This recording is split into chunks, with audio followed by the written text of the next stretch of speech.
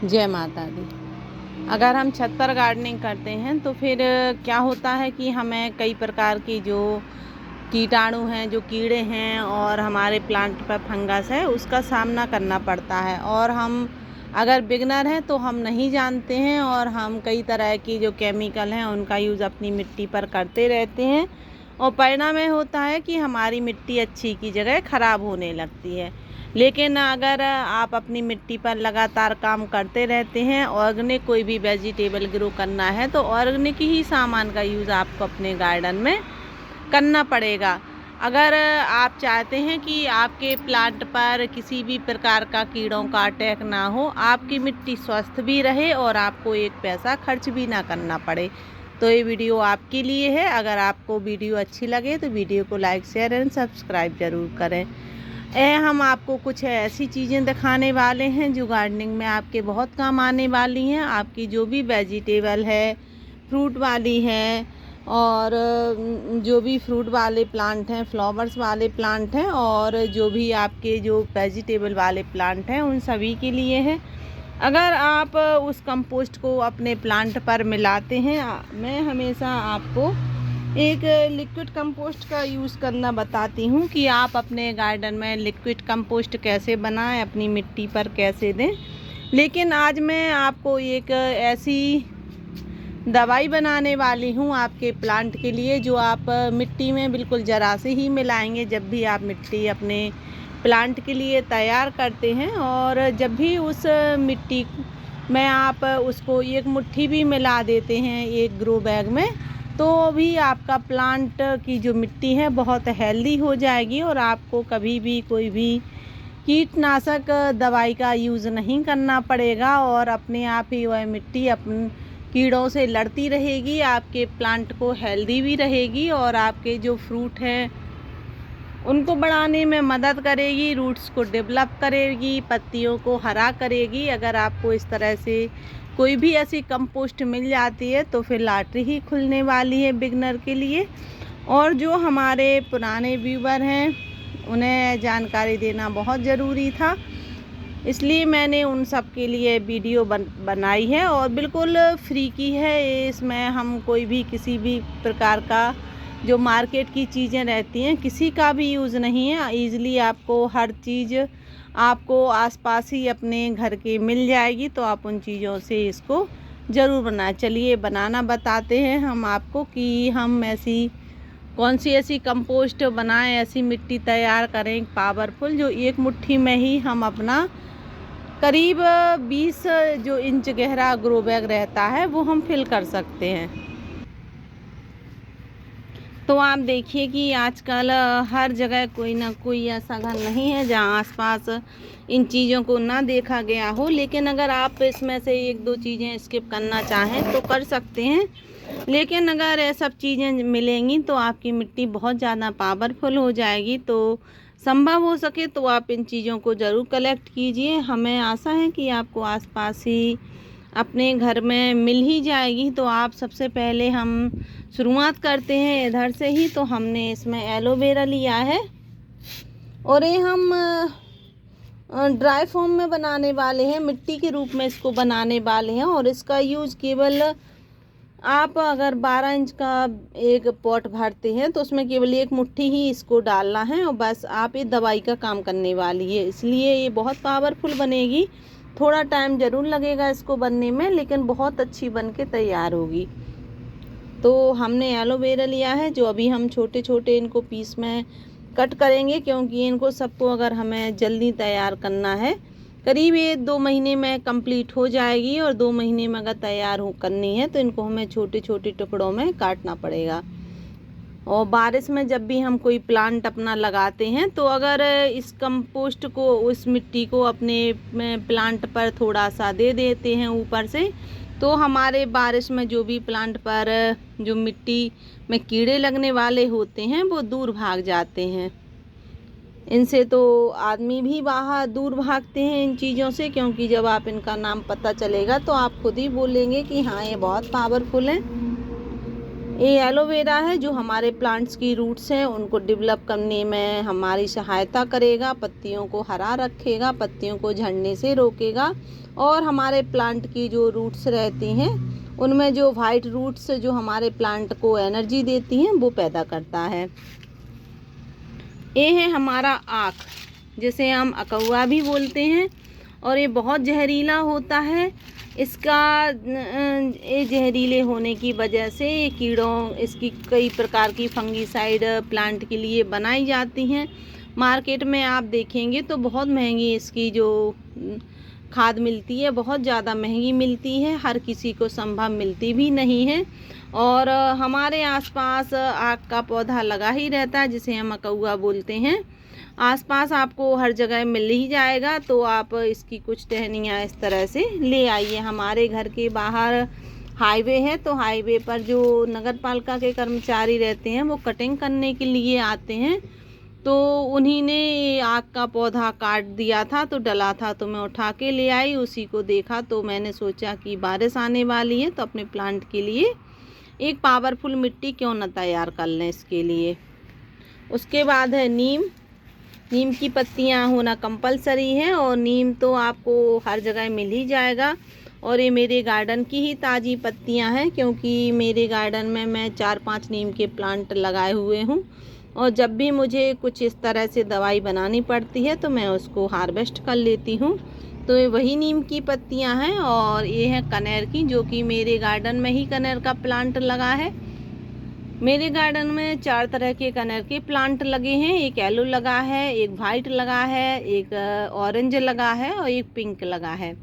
उसी में से इसकी पत्तियां हैं, तो आप इसकी कुछ हम पत्तियां इस तरह से उसको भी एक प्लांट छोड़ देते हैं, उसकी पत्तियां हार्वेस्ट करते रहते हैं। और ये है सबसे बड़ी, ये है आम। आम के जो छिलके निकलते हैं, जब हम आम छीलते हैं तो उसके छिलके निकलते हैं, उनके अंदर की जो गोई रहती है वो निकलती है, इस तरह से आप निकलती है, या फिर इस तरह से अचार चटनी के लिए हम करते हैं। तो इस तरह से जब भी निकलती है तो हम इसको फेंक देते हैं, इसको वेस्ट समझकर। पर आज के बाद आप लोग नहीं फेंकेंगे, इसके फ़ायदे जानकर। तो आप इसको स्टोर कर रख लीजिए, अगर चाहें तो आप इसको सुखा कर रख लीजिए और जब भी आपको टाइम मिले तो आप इसको बना सकते हैं। इनमें से सभी चीज़ें ऐसी हैं कि आप इनको किसी को भी स्टोर कर रख सकते हैं। एलोवेरा छोड़कर बाकी इनकी सबकी पत्तियों को छोटा छोटा काट कर आप सुखा लीजिए और जब भी आपको समय मिले तो आप इसकी कंपोस्टिंग अपने प्लांट के लिए ज़रूर बनाएं। और बारिश में तो बहुत ज़रूरी है इस कंपोस्टिंग को बनाना।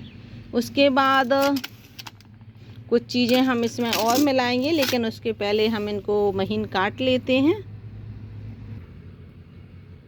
आप देखिए कि मैंने इनको बिल्कुल महीन महीन पीस में काट लिया है और महीन पीस इनके करना बहुत ज़रूरी है। अगर आप इनको बहुत फास्ट तैयार करना चाहते हैं तो आपको इनको इस तरह से छोटे छोटे पीस में अगर करते हैं तो ये जल्दी से गल जाएंगी और हमारी भी जो कंपोस्ट है वो बहुत जल्दी से तैयार होने वाली है। तो आप इस तरह से इनके छोटे छोटे पीस ज़रूर कर लीजिए। अब हमें क्या करना है कि अब हमें इन सबको एक साथ इस तरह से मिला देना है। बाकी इसमें भी हम और कुछ चीज़ और मिलाएंगे जो कि हमारे लिए बहुत ज़्यादा ज़रूरी है। तो आप देखिए कि मैंने इनको इकट्ठा मिला लिया है। अब हमने जो आम की जो निबोई थी, छिलका था, ये सब अब हम इसी में मिलाने वाले हैं। और इसमें से जो चीज़ आपके पास ज़्यादा है वो ज़्यादा का यूज कर सकते हैं और कम है तो कम का यूज कर सकते हैं। लेकिन अगर इतनी ही मात्रा में सभी कुछ मिल जाए तो ज़्यादा अच्छा है। तो आप देखिए कि हमने इन सबको मिला लिया है, सभी वेस्ट सामान ही है हमारा। और अब हम मिलाने वाले हैं इसमें राख। और इसकी बेनिफिट हम आपको बताएं कि आक है जो कीड़ों से लड़ता है, नीम है वो भी कीड़ों से लड़ता है, और हमारी जो निबोई है इसमें हमारे प्लांट में कोई फंगस आती है तो वो फंगस को हटाता है, जो सफ़ेद कीड़े होते हैं उनको दूर रखता है। एलोवेरा से रूट्स अच्छी हो जाती हैं और हमारी जो कनेर है उससे पत्तियां ग्रीन रहती हैं और साथ में हमारे प्लांट की फंगस भी दूर होती है। तो इन सभी को मिलाना कंपलसरी है। उसके बाद है हमारी ये राख। तो राख भी फंगस को दूर करती है हमारे प्लांट पर से, तो इसलिए इसका यूज़ ज़रूर करना है। तो आप इसमें से लकड़ी की राख या फिर आप कंडे की राख किसी का भी यूज कर सकते हैं, पर राख का यूज करना बहुत ज़्यादा ज़रूरी है, इसलिए राख का यूज ज़रूर करें। और अगर आपके पास सूखा कंडा रखा है तो आप उसको जला लीजिए, फिर जो हवन करते हैं उसकी राख निकलती है वो भी आप इसमें ले सकते हैं। फिर है हमारा चूना। तो चूना हमारी मिट्टी को ताकत देता है, कैल्शियम को बढ़ाता है, हमारे प्लांट की जो नई ब्रांचें हैं उन ब्रांचों को बहुत प्रोटेक्ट करता है, उनकी जो स्टेम है उनको मजबूत रखने में हमारा ये चूना बहुत ज़्यादा काम आता है, इसलिए चूने का यूज़ ज़रूर करना है। कुछ हमारे जो व्यूवर हैं वो पूछ रहे थे कि चूना डालने से हमारे प्लांट जलेंगे नहीं, पर कोई भी चीज़ ऐसी है जो हम ज़्यादा मात्रा में लेते हैं तो नुकसान ही होती है, लेकिन अगर दवाई का यूज़ दवाई के रूप में ही किया जाए तो वो फ़ायदा होती है। इसलिए आप चूने का यूज़ दवाई के रूप में ही करना है, और इतना सारा चूना हमें एक प्लांट में डालना नहीं है।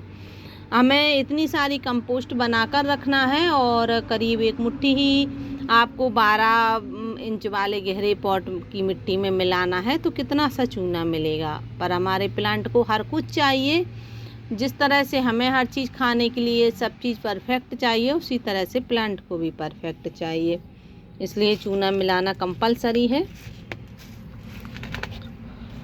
अब है हमारी ये गोबर की खाद। आप गोबर की खाद का यूज़ ज़रूर करना है, और गोबर की खाद में आप जो पुरानी खाद होती है करीब 6 महीने पुरानी, उसी खाद को यूज़ करना। 6 महीने से जो कम पुरानी खाद है उसका यूज़ आपको प्लांट पर नहीं करना है, पूरी मिलाना है इसमें। और ये है हमारी किचन कंपोस्ट, जो हम किचन कंपोस्ट बनाते हैं ये उसी की मिट्टी है। और देखिए कि इसमें जो किचन के कंपोस्ट का जो सामान था उसके जो सीड डले होंगे, तो देखिए अपने आप जर्मिनेट होने लगे हैं। यही किचन कंपोस्ट का कमाल होता है कि हमें ढेर सारे प्लांट अपने आप ही फ्री में मिलने लगते हैं अपने ही गार्डन से। कई बार ऐसे प्लांट हमें मिल जाते हैं जिसकी हमने आशा भी नहीं करी होगी, और जिसकी हमें बहुत ज़रूरत भी होती है। अब हमें क्या करना है कि अब हमें इन सबको एक साथ इस तरह से मिला लेना है। फिर हमें इनको, अब हमें सबसे ज़रूरी काम है तो वो है हमारा कंटेनर। तो हमें इस तरह के कंटेनर में इसको बनाकर रखना है, क्योंकि इसमें थोड़ी एयर भी जाती रहे और साथ में ये हमारा फैले भी नहीं और जल्दी से कंप्लीट हो जाए। तो इस तरह से हमें गहरा वाला एक कंटेनर ज़रूर होना चाहिए। अगर आपके पास इस तरह से कोई भी कंटेनर नहीं है तो आप बोरी का यूज कर सकते हैं, लेकिन अगर इस तरह से कंटेनर है तो आप उसका यूज ज़रूर करें, या फिर किसी बाल्टी का जिसका आप बिल्कुल अच्छे से ढक्कन बंद कर कर रख सकें। उसमें होल करना लेकिन ज़रूरी है। आप देखिए कि मैंने भी इसमें होल कर रखे हैं, आपको भी इसमें करीब 3-4 होल रखने पड़ेंगे कि अगर इसमें कोई भी किसी प्रकार का लिक्विड अगर निकलता है तो इसी ड्रेनेज के द्वारा निकलता रहे, लेकिन हमारी जो एयर है वो भी इसमें निकलती रहे, ऑक्सीजन की मात्रा हमारी मिट्टी को पहुंचती रहे। अब हमें क्या करना है कि अब हमें इन सबको अच्छे से मिक्स कर लेना है, इन सभी को मिक्स करना है। ऐसा नहीं है कि कहीं कुछ रह जाए। तो आप देखिए ये हमारी दवाई बनने वाली है, हमारे प्लांट के लिए दवा का काम। अब आपको क्या करना है कि इस तरह से इसको फिल कर देना है पूरा।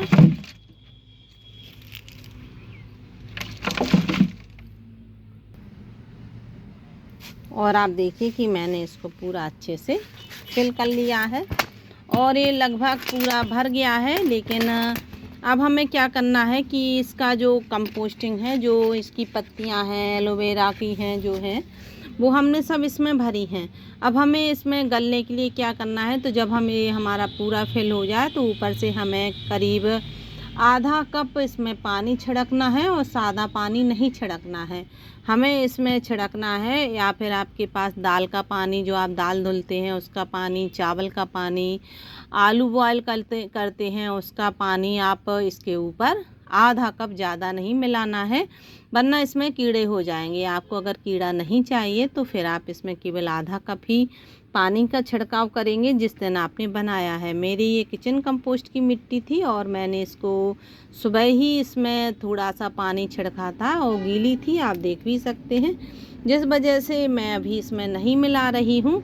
लेकिन जब मुझे लगेगा कि ये सूख गई है, करीब 8 दिन हो जाएंगे, तो 8 दिन के बाद हर 8 दिन में आपको क्या करना है कि हर 8 दिन में 1 कप पानी आप इसमें से किसी भी चीज़ का, जितनी हमने चीज़ें बताई हैं, दाल, चावल, आलू बॉयल या फिर छाछ, खट्टी छाछ, उसका 4 में से आप एक चीज़ का किसी का भी यूज इसमें कर सकते हैं। और आधे कप से ज़्यादा नहीं करना है उसका यूज, बस आधा कप हर 8 दिन में, जिस दिन आपने बनाया है उसी दिन, हर 8 दिन बाद आप इसके ऊपर बस वो छिड़क दीजिए और इस तरह से आप उसको बस थोड़ा सा हिला दीजिए जिससे कि वो नीचे तक उसका लिक्विड पहुंच जाए।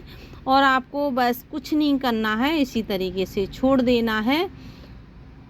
आपको करीब इसे 2 महीने रखना है, बस इसी तरीके से प्रोसेस करना है हर 8 दिन में, और कोई काम नहीं करना है। जब आप 2 महीने बाद देखेंगे तो इसमें कुछ चीज़ें, 1-2 चीज़ें ही आपको ऐसी दिखेंगी कि जो छोटी, जैसे कि आम की गुठली है या फिर अगर छोटी सी कोई डंडी वगैरह लकड़ी रह गई है आपकी नीम की या आक की, तो वही थोड़ी सी रह जाएगी हार्ड रूप में, बाकी सभी गल चुके होंगे। वैसे तो सभी कुछ गल गया होगा क्योंकि हमने छोटे छोटे पीस काटे हैं, लेकिन अगर आपका कोई पीस नहीं गला है तो आप फिर से इस तरह से उसको फिर से रख दीजिए 15 दिन के लिए। तो पहले आप उसे हल्की सी धूप दिखा लीजिए करीब 2 घंटे की, फिर आप इस तरह से उसको भरकर फिर से रख सकते हैं। फिर आप देखेंगे कि बहुत आपकी परफेक्ट जो दवाई है वो तैयार हो चुकी होगी आपके प्लांट के लिए। फिर आप जब भी अपनी प्लांट के लिए मिट्टी तैयार करें तो उसकी केवल आपको इसकी 1 मुट्ठी मिट्टी ही आपको अपने प्लांट पर देनी है, इससे ज़्यादा नहीं देनी है। आप ध्यान रखें, इसे देने के पहले आप इसे सनलाइट दे दें। अगर ये कंप्लीट हो चुकी होगी अच्छे से तो आपको इसे 2 घंटे की सनलाइट देना पड़ेगा जिससे ऑक्सीजन की मात्रा इसमें परफेक्ट रूप से बन जाए।